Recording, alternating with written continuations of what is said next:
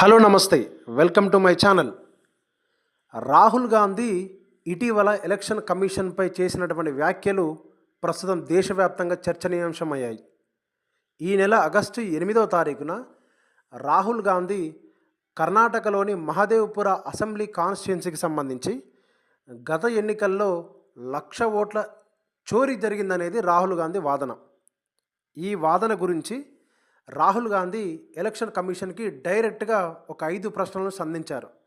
అందులో first one, digital voter జాబితాను election commission ఎందుకు ప్రొవైడ్ చేయట్లేదు? రెండవ ప్రశ్న, ఎలక్షన్కి సంబంధించి సీసీటీవీ వీడియో ఆధారాలను ఎందుకు తొలగిస్తున్నారు? మూడవ ప్రశ్న, నకిలీ ఓటింగ్ని ఎందుకు కంట్రోల్ చేయలేకపోతున్నారు?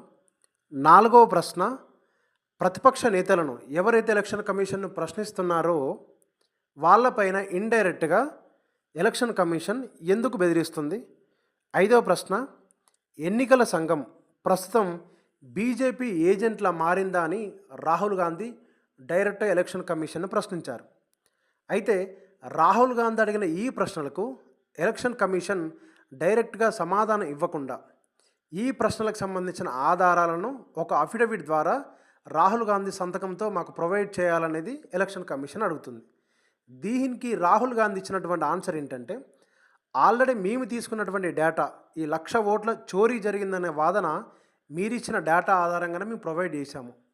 మరి ఈ డేటాను మళ్ళీ మేము నా సంతకం ద్వారా ఇవ్వాల్సిన అవసరం లేదని రాహుల్ గాంధీ చెప్తున్నారు.